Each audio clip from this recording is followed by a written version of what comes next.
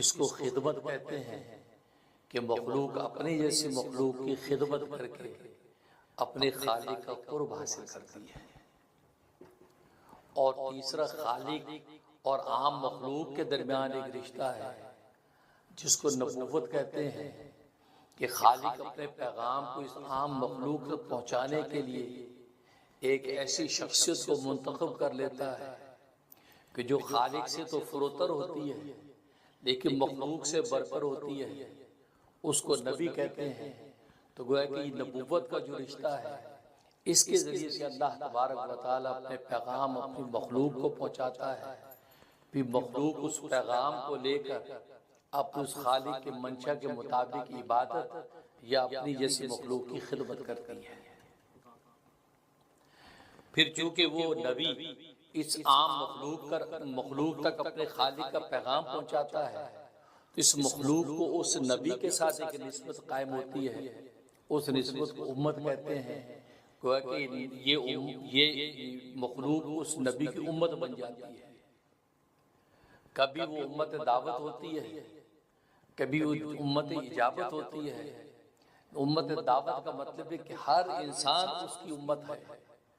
کافر جو اس نبی کے پیغام کو نہیں مانتا کہ جو پیغام وحی کے ذریعے سے وہ اللہ کو اس تک پہنچاتا ہے، کافر اس پیغام کا انکار کرتا ہے، وہ بھی امت میں شامل ہے، لیکن اس امت کو امت دعوت کہتے ہیں کہ نبی نے اس کو دعوت دے دی، اس کو وحی کا پیغام پہنچا دیا، اب اس کی مرضی ہے کہ فلیؤمن، چاہے تو اس کو ایمان لے آئے، فلیکفر، چاہے تو اس کا انکار کرتے ہیں۔ دوسری اس مخلوق میں ایک امت میں جو امت اجابت ہے، جو اس نبی کے پیغام کو مان لیتی ہے، اس نبی پر اعتماد کر کے، کیونکہ اس کی رسالت اور نبوت پر چونکہ اس نے ایمان لایا ہے تو وہ اس بات کو تسلیم کر لیتی کہ آپ ہمیں جو پیغام پہنچا رہے ہیں یہ واقعی وحی کے ذریعے سے اللہ تبارک و تعالی نے آپ کو دیا ہے کہ جو آپ نے ہمیں پہنچایا ہے، لہذا ہم اپنے اللہ کے اس حکم کو پورا کریں گے۔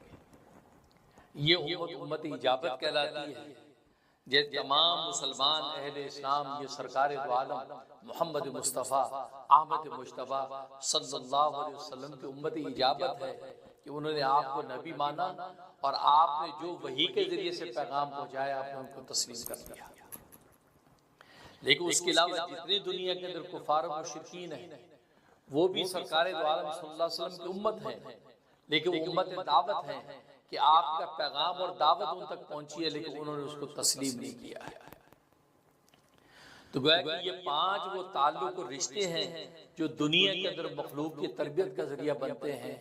تو گویا کہ اللہ تبارک و تعالیٰ کا اپنی مخلوق کے ساتھ جو رشتہ اور تعلق ہے وہ ربوبیت کا رشتہ ہے، لہذا الحمدللہ رب العالمین کہ تمام تعریفیں اس اللہ کے لیے ہیں کہ جو سارے کے سارے جہانوں کو پالنے والا، ان کی تربیت کرنے والا ہے، ان کی ظاہری تربیت کا بھی سرچشمہ ہے، ان کی باطنی تربیت کا بھی سرچشمہ اللہ تبارک و تعالیٰ کی ذات عالی ہے۔ اب ظاہر ہے کہ جو نبوت والا رشتہ ہے کہ ایک شخصیت جب کھڑے ہو کے یہ کہتی ہے کہ میں تمہارا نبی ہوں، میں خالق اور عام مخلوق کے درمیان گویا کہ ایک بریج کی حیثیت سے ہوں، میں اس خالق کا پیغام تم تک پہنچاتا ہوں، مجھے اللہ تبارک و تعالیٰ نے یہ حیثیت بخش دی ہے کہ میں اللہ تبارک و تعالیٰ کی وحی کو تم تک پہنچاؤں تاکہ تم اس وحی کے حکم پر عمل کرو۔ تو مخلوق کے اندر ایک سوال پیدا ہوتا ہے کہ بھئی اتنی مخلوقات موجود ہیں، ساری مخلوق میں آپ ہی کو اللہ تبارک و تعالیٰ نے منتخب کر لیا ہے، اس پر دلیل کیا ہے؟ آپ کے پاس کیا دلیل ہے کہ آپ اللہ تبارک و تعالیٰ کے وہ برگزیدہ بندے ہیں اور اجتباء اور استفاء کے ذریعے سے اللہ نے آپ ہی کو اس مقصد کے لیے چن لیا ہے؟ فلاں کو کیوں نہیں چنا، فلاں کو کیوں نہیں چنا، فلاں کو کیوں نہیں چنا؟ جیسے خود مشرکین مکہ نے یہ اعتراضات کیے کہ بھی ابو جہل جیسا سردار نبی کیوں نہیں بنا، عتبہ جیسا سردار نبی کیوں نہیں بنا، شیبہ جیسا سردار نبی کیوں نہیں بنا، بڑے بڑے مالدار ملک طائف کے اندر موجود ہے وہ نبی کیوں نہیں بنے، ایک در یتیم کو ہی نبی بنانا تھا؟ بھئی کیا دلیل ہے؟ اسی طریقے سے ہر دور کے اندر نبی جب آتا رہا تو اس وقت کی عام مخلوق نے ان سے یہ سوال کیا کہ آپ نبی ہیں، آپ کو یہ خصوصیت حاصل ہے کہ آپ خالق اور عام مخلوق کے درمیان ایک واسطہ کے ذریعہ بن گئے ہیں، وہاں سے پیغام ہمیں دیتے ہیں اور براہ راست وہاں سے پیغام لیتے ہیں، آپ کو خصوصیت کس بنا پہ ملی؟ دلیل کیا ہے؟ تو اللہ تبارک و تعالی نبی کو دلیل کے طور پہ معجزہ دیتا ہے۔ معجزہ اعجاز سے ہے، اعجاز کا مطلب عجز سے ہے۔ اللہ تبارک و تعالی اس کے ہاتھ سے ایک ایسا کارنامہ اور ایسا کرشمہ اور کمال ظاہر کرتے ہیں کہ عام مخلوق ایسا کمال دکھانے سے عاجز آ جائے۔ وہ کہتے ہیں کہ بھئی یہ اگر بشر ہونے کی وجہ سے، ہمارے جیسی مخلوق ہونے کی وجہ سے اگر یہ ظاہر ہوتا تو ہم بھی کر سکتے، یہ تو ایسا معجزہ اس نے دکھا دیا کہ ہم تو نہیں کر سکتے۔ تو ساری کی ساری کائنات عاجز ہو جاتی ہے، تو وہ معجزہ سب کو عاجز کر دیتا ہے، مجبور اور مقہور کر دیتا ہے کہ بھئی آپ اس بات کو مان لیں کہ واقعی یہ نبی ہے، اس کا اللہ تبارک و تعالیٰ کے ساتھ خاص تعلق ہے، تبھی اللہ تبارک و تعالیٰ نے اس کو یہ معجزہ عطا فرمایا۔ چنانچہ ہر دور کے اندر معجزات نبیوں کو دیے جاتے رہے، چنانچہ سب سے آخر میں محمد مصطفیٰ احمد مصطفیٰ صلی اللہ علیہ وسلم تشریف لاتے ہیں، تو آپ کو بھی معجزات عطا کیے گئے، آپ نے بھی دعوت نبوت کیا، ظاہر ہے کہ قوم نے معجزے کا مطالبہ کیا، تو اللہ تبارک و تعالی نے آپ کے ہاتھ پر بھی معجزات ظاہر کیے اور آپ نے وہ معجزات دکھائے اور وقت کے لوگوں کو اس کو عاجز کر دیا کہ اس کا کوئی جواب نہ دے سکے۔ چاہتے جن کا نصیب اچھا تھا وہ اس معجزے کو دیکھ کر ایمان لے آئے، جو بد نصیب تھے وہ محروم رہے، انہوں نے اس معجزے کو جادوگری سمجھا، کہا کہ یہ تو جادوگری ہے، یہ تو کوئی ایسا سحر ہے۔ آج کی زبان میں ایسا مسمریزم ہے، ایسا مسمریزم کر دیا کہ ہمیں وہ نظر آ رہا ہے جو وہ چاہتا ہے، حالانکہ ایسا نہیں ہے، وہ تو اللہ تبارک و تعالیٰ کا معجزہ تھا۔ اللہ تبارک و تعالیٰ نے معجزے کے طور پر نبی کی نبوت کو ثابت کرنا تھا، اور نبوت کی دلیل چونکہ معجزہ ہوتا ہے، اس لیے اللہ تبارک و تعالیٰ نے آپ کے ہاتھ پر معجزات ظاہر کیا، اور اتنے معجزے آپ کے ہاتھ پر ظاہر کیے کہ پہلے نبیوں کو فردن فردن جتنے معجزات عطا کیے گئے تھے، اللہ تبارک و تعالیٰ نے آپ کی اکیلی ذات کو سارے معجزات عطا کر دیے۔ حسن یوسف دم عیسیٰ ید بیضا داری، حسن یوسف دم عیسیٰ ید بیضا داری، آنچہ خوبہ ہمہ دارن کی تو تنہا داری۔ یوسف جیسا حسن بھی ایسا دیا کہ یوسف کا حسن آپ کے حسن کے سامنے مان پڑتا ہے۔ دم عیسیٰ ایسا دیا کہ مردوں کو زندہ کرتے ہیں، تو آپ کے ذریعے سے بھی اللہ نے مردوں کو زندہ کیا۔ اور سب سے بڑی چیز تو انسان کے جسم مردے کو زندہ کرنا اتنا بڑا کمال نہیں تھا جس طرح مردہ دلوں کو زندہ کرنا، اور مردہ دلوں کو زندہ جو نبی نے کیا کہ کائنات انسانی اس کی نظیر پیش نہیں کر سکتے۔ ایسے دل جو مردہ ہو چکے تھے ان کو اللہ تبارک و تعالیٰ کے نبی نے ایک نگاہ کیمیا سے ڈالی، زندہ ہو گئے، اور وہ کہہ اٹھے اشہد ان لا الہ الا اللہ واشہد ان محمد رسول اللہ۔ موسیٰ علیہ السلام کو جو معجزہ دیا وہ معجزات آپ کو بھی دیے، تو وہ کہ ہر نبی کے معجزے سارے کے سارے اکٹھے کر کے آپ کی ذات کو عطا کر دیے، اور یہ اس بات کی دلیل اور اشارہ تھا کہ آپ کی ذات پر ساری نبوت کے جتنے کمالات تھے آپ کی ذات پر ختم ہو چکے ہیں۔ جب نبوت کے سارے کمالات آپ کی ذات پہ ختم ہو چکے ہیں، اب کسی بھی نبوت کے کمال کو ظاہر کرنے کے لیے کسی نئے نبی کی ضرورت نہیں ہے، لہذا آپ نبی آخر الزمان ہیں، آپ کے بعد اب کوئی نیا نبی آنے والا نہیں، تبھی تو آپ کو سارے کمالات دے دیے۔ چنانچہ حدیث میں آتا ہے نبی کریم صلی اللہ علیہ وسلم فرماتے ہیں، میں قصر نبوت کی آخری اینٹ ایک خوبصورت محل بنا ہوا ہے۔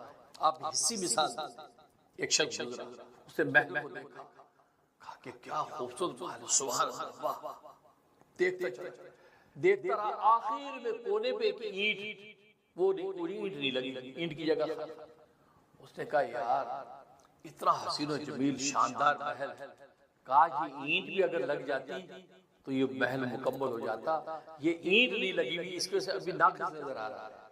وہ آدمی یہ کہتا ہے، نبی مثال اس اینٹ کو جب لگا دیا گیا، اس نے کہا سبحان اللہ، اب یہ مکمل ہو گیا پورا محل، اب اس کے اندر مزید کسی اینٹ لگانے کی گنجائش نہیں، بلکہ مزید اینٹ لگائی جائے گی تو اس کے اسٹرکچر کا جو حسن و جمال وہ بگڑ جائے گا۔ تو نبی فرماتے قصر نبوت کی جو آخری اینٹ ہے وہ میں ہوں. میں جب تک اس محل کے اندر نہیں سجا اس وقت تک یہ قصر نبوت، یہ نبیوں کا سلسلہ ناقص رہا. جب میں وہ قصر نبوت کی آخری اینٹ فٹ کر دی گئی تو نبوت کا یہ محل مکمل ہو گیا. اب اس کے اندر مزید کوئی گنجائش نہیں. میں آخر نبی، میں آخری نبی. اور قرآن خود بھی آپ کو خاتم النبیین کا، نبیوں کے بالکل آخر کا ہے. تو سارے کمالات نبوت آپ کی ذات پر ختم کر دیے، کیونکہ اب اس کے بعد کسی نبی کی ضرورت نہیں ہے. یہی وجہ ہے کہ قرب قیامت میں عیسیٰ علیہ السلام کو لایا جائے گا. ایک پرانا نبی لایا جائے گا، نیا نبی نہیں، پرانا نبی. اگر نئے نبی کی گنجائش ہوتی تو اللہ تبارک و تعالی اس کام کے لیے جس کے لیے عیسیٰ علیہ السلام کو اللہ نے آسمانوں پر سیف رکھا ہوا ہے، اللہ کوئی نیا نبی کھڑا کر دیتا. اللہ کے خزانوں میں کوئی کمی ہے؟ اللہ کوئی نیا نبی کھڑا کر دیتا. جو کام عیسیٰ علیہ السلام کو سے لینا تھا اس نئے نبی سے لے لیتے. لیکن نہیں، چونکہ نئے نبی کی گنجائش ہی نہیں تھی تو اللہ تبارک و تعالی پرانے نبیوں سے ایک نبی کو اپنے پاس سیف کر لیا، محفوظ کر لیا، تاکہ اس کو قرب قیامت میں واپس لاؤں، تاکہ نبیوں کی گنتی جو مکمل ہو چکی اس کے اندر کوئی اضافہ باقی نہیں ہے. اگر گنجائش ہوتی تو نیا نبی آتا. جب نہیں گنجائش تبھی اللہ تبارک و تعالی کو پرانا نبی لگا. اس لیے یاد رکھو عیسیٰ علیہ السلام کو دوبارہ دنیا میں آنا یہ خود ختم نبوت کی دلیل ہے. آپ کو بہت سے من چلے گئے یہ قادیانی، مرزائی، یا آپ کو یہ کہتے ملے گے اجی نبی آخری نبی ہے ہمارے نبی. جی لو آخری، آپ تو خود مانتے کہ عیسیٰ علیہ السلام نے آنا، آخری نبی کہاں ہوا؟ حضور کے بعد نبی آ رہا ہے. یہ آپ کو شبہ ڈال، یہ شبہ کا جواب دے رہا ہوں، شبہ کا جواب دے رہا ہوں کہ بھائی وہ عیسیٰ علیہ السلام کا آنا ہی تو ختم نبوت کی دلیل ہے. کیوں کہ اگر نبی پاک پر نبوت ختم نہ ہو چکی ہوتی اور آپ کے بعد نئے نبی کی کوئی گنجائش نہ ہوتی تبھی تو عیسیٰ علیہ السلام پہ ایک پرانا نبی لایا گیا. اور اگر گنجائش ہوتی تو اللہ تبارک و تعالیٰ کے خزانے میں کمی تھی کہ عیسیٰ علیہ السلام کو کئی ہزار سال کے لیے آسمانوں پر محفوظ رکھا ہوا ہے اور ان کو قرب قیامت زمین پہ لائیں گے. اس سے بہتر اللہ کو نبی نہیں، نیا نبی لیا. اس لیے یاد رکھو عیسیٰ علیہ السلام کو دنیا میں دوبارہ آنا یہ ختم نبوت کے خلاف نہیں ہے، بلکہ ختم نبوت کی دلیل ہے. ختم نبوت کی دلیل ہے، کیونکہ پرانا نبی آنا ہی اس بات کی دلیل ہے کہ آپ صلی اللہ علیہ وسلم پر نبوت ختم ہو گئی ہے، اب آپ کے بعد نیا نبی آ نہیں سکتا. اس لیے فرمایا انا آخر نبی، میں آخر نبی ہوں، لا نبی بعدی، میرے بعد کوئی نبی نہیں. نہ کوئی ذلی نبی، نہ بروزی نبی.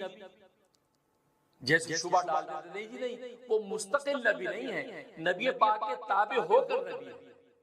نہیں، خاتم النبیین آپ بالکل کسی قسم کا کوئی نبی اب آنے والا نہیں، آپ آخری ہو. اور اس کی علمی دلیل کیا ہے؟ علمی دلیل قرآن کریم. کیونکہ آپ صلی اللہ علیہ وسلم کو دیگر معجزات میں دو معجزے ایسے عطا کیے گئے جس کی کوئی نظیر نہیں ہے. ایک قرآن کا معجزہ علمی معجزہ ہے، علمی معجزہ کسی نبی کو نہیں ملا، سب کو عملی معجزے ملے. موسیٰ علیہ السلام کو عملی معجزہ ملا، آپ نے اپنا عصا ڈالا اژدہا بن گیا. آپ نے بغل میں ہاتھ ڈالا نکالا سورج چاند کی طرح چمکنے لگا. عیسیٰ علیہ السلام کی چڑیاں بنائی، پھونک ماری چڑیاں اڑنے لگی. آپ نے مردے کو زندہ کر دیے. سب عملی معجزے ہیں، علمی معجزہ ان میں کوئی بھی نہیں ہے. علمی معجزہ صرف سرکار دو عالم صلی اللہ علیہ وسلم کو عطا کیا گیا، کسی نبی کو نہیں عطا کیا گیا. اور میں نے بتایا معجزہ نبوت کی دلیل ہوتا ہے، نبوت دعویٰ ہے، معجزہ اس کی دلیل ہے. اور قرآن کریم کا یہ علمی معجزہ یہ قیامت تک باقی ہے، آج بھی باقی ہے، 1400 سال پہلے بھی باقی تھا اور آگے قیامت تک یہ قرآن کا معجزہ باقی رہے گا. تو جب دلیل باقی ہے اس کا مطلب دعویٰ باقی ہے. دلیل قرآن کریم تھا اور دعویٰ نبی کی نبوت تھی، تو معلوم ہے کہ قیامت تک نبی کی نبوت جاری ہے. کیونکہ جب جب دلیل باقی تو دعویٰ باقی رہتا ہے. پہلے نبیوں کی جتنے یہ دلیلیں تھیں یعنی معجزے تھے وہ ان کے وجود کے ساتھ دفن ہو گئے. عملی معجزے کا یہ ہوتا عامل جب تک ہے تو معجزہ ہے، عامل دنیا سے گیا معجزہ ساتھ چلا گیا. لیکن نبی کریم صلی اللہ علیہ وسلم کو اللہ تبارک و تعالی عملی موضوع کے ساتھ یہ علمی موضوع اس لیے عطا فرمایا کہ آپ کی نبوت قیامت تک چلنی ہے، اور علم کا کمال یہ ہوتا ہے کہ عالم کے دنیا سے جانے کے بعد بھی علم جاری رہتا ہے۔ اس لیے قرآن خود مستقل آپ کی ختم نبوت کی دلیل ہے کہ آپ کے بعد کسی نبی کی گنجائش ہے۔ اور دوسرا جو باکمال معجزہ اللہ تبارک و تعالی نے آپ کو عطا کیا، جو عملی معجزوں میں سے ہے، اور ایسا عملی معجزہ کہ کائنات انبیاء کے اندر تو اس کی نظیر ہے نہیں۔ آج کی سائنس اور ٹیکنالوجی جو آسمان و زمین کی قلع بازیاں کھانے کے دعوے کرتی ہے، سائنس اور ٹیکنالوجی بھی اس معجزے کے سامنے آج ہی نظر آتی ہے، اور وہ معجزہ اسراء اور معراج کا معجزہ ہے۔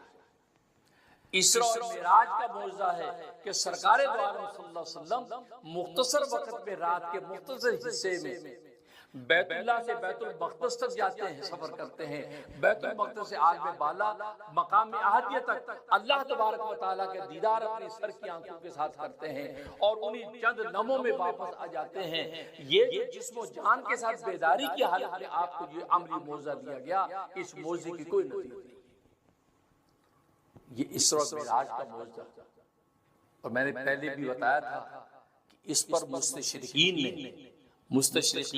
یہ جو دشمنان اسلام کے جو سکالرز ہوتے ہیں، یہ زور لگاتے ہیں کہ اس کا انکار کرو۔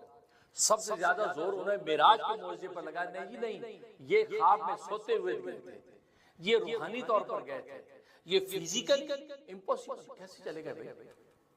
فزیکلی کیسے جا سکتے ہیں؟ درمیان میں طبقہ زمہریریہ ہے، طبقہ ناریہ ہے۔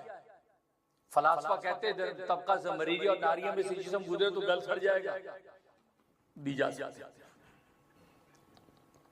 شبہات پیدا کرتے ہیں، اور میں نے عرض کیا تھا ہمارے مسلمان سکالر بھی بعض وہ بھی شبہات کا شکار ہو کر کہتے ہیں ہاں یہ ایک خواب تھا، آپ نے سوتے میں یہ سارا نظارہ دیکھا، آپ روحانی طور پر گئے تھے، جسمانی طور پر نہیں گئے۔ سبحان اللہ، سبحان اللہ۔ کیسا مستشرقین نے دشمن اسلام نے پروپیگنڈا، کیونکہ پروپیگنڈا دنیا میں پروپیگنڈا گیم چلتی ہے، اور یہود و نصارہ اس پروپیگنڈا گیم میں نمبر 1 ہے۔ خود نبی کے زمانے میں بھی ایسے پروپیگنڈے کرتے تھے کہ جناب وہ اچھے بڑے انسان کا دماغ بن جائے، لوگ یہ آگے نہ بڑھ سکتے۔ تو اسراء و معراج کا معجزہ تھا، یہ عملی معجزہ ایسا عطا کیا کہ سائنس اور ٹیکنالوجی پر اس کا جواب نہیں تھا۔ تو اگر اس کو آج کی دنیا مان لے تو دنیا ساری مسلمان ہو جائے کہ یار ان کا نبی، اس کے نبی کے سامنے سائنس ٹیکنالوجی کچھ بھی نہیں۔ جس سائنس ٹیکنالوجی پہ ہم بڑا مان کرتے ہیں، اتنے راکٹ بناتے ہیں، اتنی چاند گاڑیاں بناتے ہیں، پھر بندہ جا کر چاند پر جاتا اور چاند تو یہ کھڑا، اور یہ تو ساتوں آسمان، ان کا فاصلہ کتنا پتہ ہے؟ زمین سے آسمان تک کا فاصلہ کتنا ہے؟ ابو ہریرہ رضی اللہ تعالیٰ عنہ کی روایت ہے، فرماتے ہیں زمین سے آسمان تک کا فاصلہ 500 سال کی مسافت ہے۔ 500 سال تک ایک مسافر سفر کرتا رہے، وہ پہنچے گا پہلے آسمان، پھر پہلا آسمان 500 سال کی مسافت جتنا موٹا ہے وہ عبور کرے گا، پھر پہلے آسمان سے دوسرے آسمان تک کا فاصلہ 500 سال کی مسافت ہے، پھر دوسرا آسمان 500 سال کی مسافت جتنا موٹا ہے، پھر دوسرے سے تیسرے آسمان تک کی مسافت 500 سال کا سفر ہے، پھر اس کی موٹائی 500 سال، پھر اس سے اوپر چوتھے آسمان تک، پانچویں آسمان تک، چھٹے آسمان تک، ساتویں آسمان تک، یہ سب 500 سال کی مسافت، اور پھر ہر آسمان کی موٹائی 500 سال، آپ کیلکولیشن کرتے جائیں۔ پھر ساتویں آسمان سے سدرۃ المنتہا تک پہنچنے میں 500 سال کی مسافت ہے، پھر سدرۃ المنتہا کی جو موٹائی ہے اس کا حجم وہ 500 سال کی مسافت ہے، پھر اس سے اوپر جب جاتے ہیں مقام شریف الاقام جہاں لوح محفوظ، جہاں قلم لکھتے ہیں تقدیر کے فیصلے، جن کی آواز نبی نے خود سنی تھی، وہاں تک پہنچنے پہ 500 سال کی مسافت، پھر اس کی موٹائی کا حجم 500 سال کی مسافت، اس کے بعد پھر عرش الہی تک پہنچنے میں 500 سال کی مسافت۔ اب آپ اندازہ لگا لیجئے کہ یہ کتنا طویل ترین سفر بنتا ہے۔ آپ کا چاند پہ جانا تو کچھ کمال ہی، چاند تو یہ کھڑا، چاند تو بادلوں سے تھوڑا سا اوپر ہے، آسمان تک، آسمان پہ تو ہے بھی نہیں. یہ تو ہم ویسے کہتے تھے آسمان پہ چاند، وہ تو اونچی چیز کو آسمان کہتے تھے، ورنہ چاند تو بہت نیچے ہے. تو یہ سائنس کہتی ہے کہ ہم چاند پہ پہنچ کے اپنی جو صلاحیت اور فخر کر رہے تھے، اور نبی کا یہ معجزہ اگر مان لیا تو یہ ہماری سائنس ٹیکنالوجی تو زمین بوس ہو جائے گی. یہ تو اتنا اوپر ہو گیا ہے اور واپس آ گیا، ہو کر واپس آ گیا. عیسیٰ علیہ السلام کی طرح چلا نہیں گیا، پھر نہیں آئے گا، کیونکہ عیسائیوں کے اندر بہت سو کا عقیدہ یہی ہے، ہم تو کہتے آئیں گے. ادریس علیہ السلام کے لیے کی طرح چلا گیا، چوتھے آسمان پہ واپس نہیں آئے گا، کیونکہ ادریس علیہ السلام کی قبض روح چوتھے آسمان پر ہوئی، اور وہ بھی یہیں سے گئے. تو جو یہ کہتے ہیں کہ یار یہ نبی پاک جب آسمانوں پہ گئے تو اس درمیان میں اتنے طبقہ زمہریری اور ناریہ آتا تو جسم گل سڑ جائے گا. ان سے ہم پوچھتے ہیں ادریس علیہ السلام کے عروج کو وہ مانتے ہیں، وہ مانتے ہیں کہ ادریس علیہ السلام چوتھے آسمان پر پہنچے، وہیں ان کا انتقال ہوا ہے، تو وہ کیسے چلے گا؟ وہ کیسے چلے گا؟ اس کو آپ نے کیسے مان لیا کہ صحیح سلامت چلے گئے؟ ان کو طبقہ ہم زمہریری اور ناریہ نے جلایا کیوں نہیں؟ اس کا مطلب یہ ہے یہ اللہ تبارک و تعالیٰ کے ہاتھ میں ہے. اللہ تبارک و تعالیٰ کی کائنات اس کے ہاتھ میں، اس کے اشاروں پر چلتی ہے. یہ شبہات پیدا کر کے آپ مسلمانوں کے دماغ کو ڈائیورٹ نہیں کر سکتے.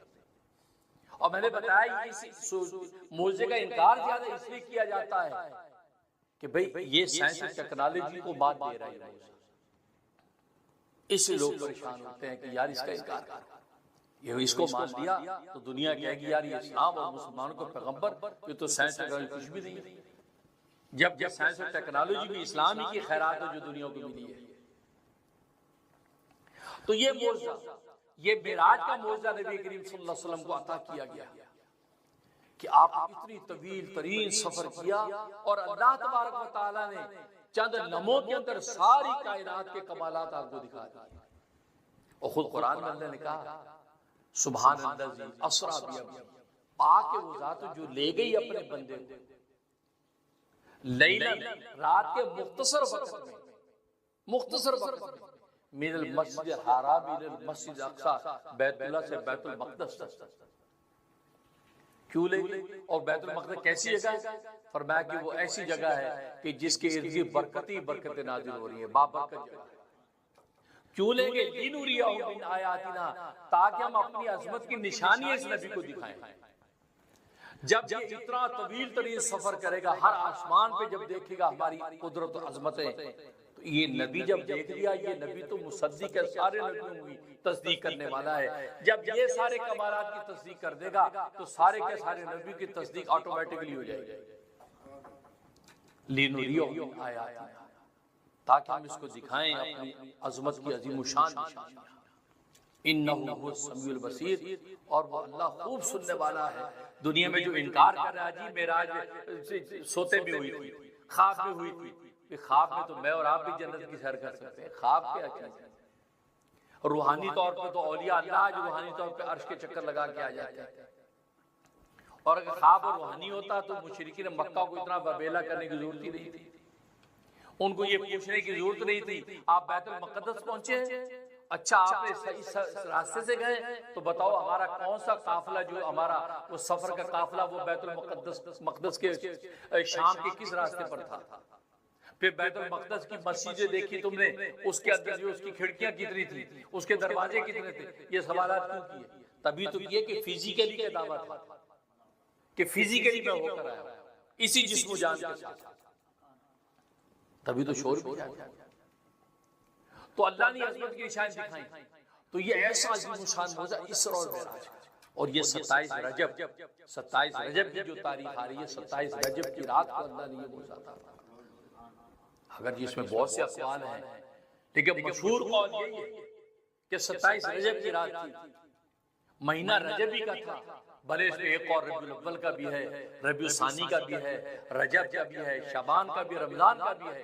لیکن مشہور قول امام المتکلمین زبدۃ المحدثین حضرت مولانا محمد ادریس صاحب کاندھلوی رحمۃ اللہ علیہ، بہت بڑے محقق ہیں، ان کی کتاب سیرت المصطفیٰ، سیرت المصطفیٰ صلی اللہ علیہ وسلم نے پورے اقوال کی ڈیٹیل لکھ کر انہوں نے یہ کہا کہ مشہور قول کے مطابق جو میں جس نتیجے پر پہنچا تحقیق کے، فرمایا کہ 27 رجب کی رات، لہذا اس رات میں صلاۃ والسلام کو رسول اللہ صلی اللہ علیہ وسلم کے لیے نعتیں پڑھو، اس کو یاد کرو، پھر توبہ کرو، نوافل پڑھو اس رات میں، وہ باعث برکت ہے۔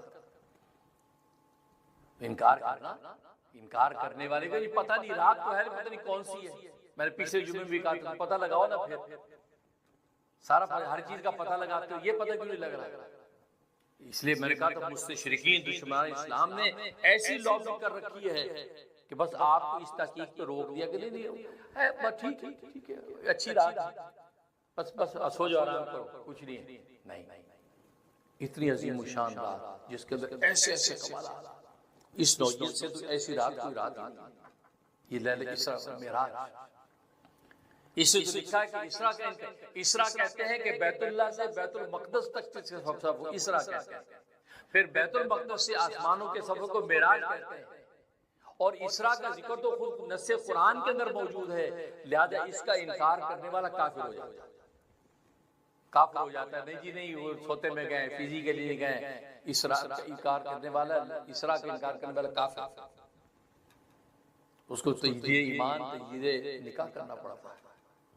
اور معراج کا انکار کرنے فاسق اور گمراہ ہے، مضل اور ضال ہے، یہ گمراہ ہے کہ جو کہتا ہے نہیں جی نہیں خواب میں گئے تھے، گمراہ ہے۔ اس کی بات میں نے دلیل کے ساتھ، میرا ایک بہت خوبصورت کلپ ہے، رحم ٹی وی پہ آپ ضرور ملاحظہ کریں، یہ بڑے معروف اسکالر ہے، پروفیسر بنے ہوئے ہیں، امریکہ بھی ہوتے، انہوں نے اس کا انکار کیا ہے۔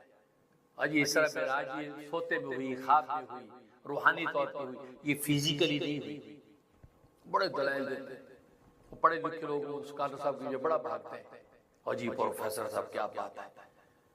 اس کا میں نے جواب دیا ہے، رحم ٹی وی پہ جا کے دیکھیں، اسراء و معراج کی رات، بھائی مفتی مولی اخون رحم ٹی وی سبسکرائب کر لیں، رحم ٹی وی دیکھیں، آپ کو جواب سن کے لطف آ جائے گا۔ وہ میرے دل کا جواب نہیں، آسمانی القائی جواب ہے، یہ ڈیٹیل میں اس میں بتا چکا ہوں۔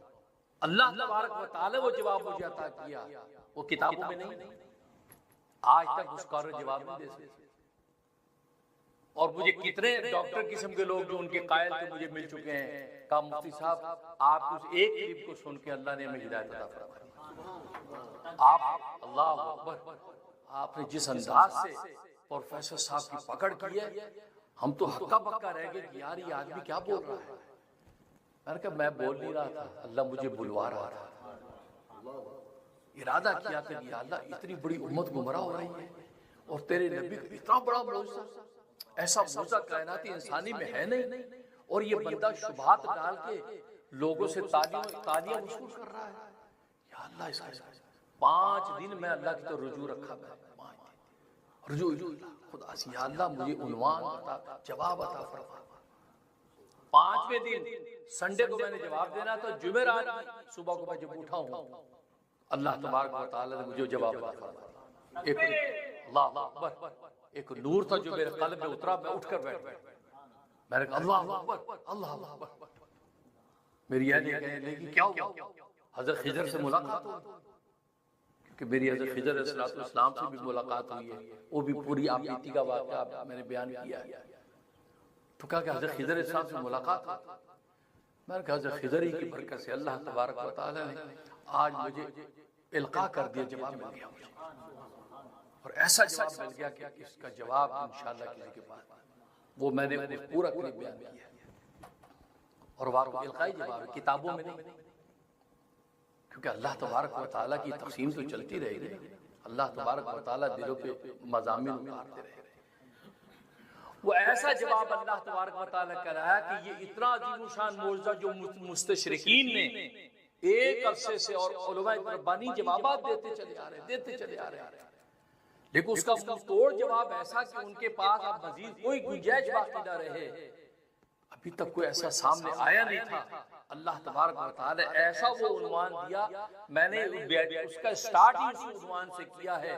یوں سمجھو مجھے کتنے ڈاکٹر ایسے ملے ان کا مفتی صاحب، آپ نے وہ سٹارٹ جب لیا ہے جواب کا، اسی وقت ہی پروفیسر صاحب کی علم کی ساری عمارت ڈہ گئی تھی. پر آپ سنیں گے آپ کو مزہ آئے گا.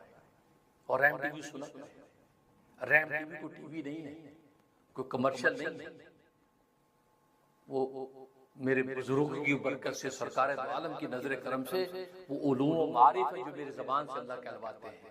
آپ کو کتابوں میں کمی ملے گی، وہ آپ سنو.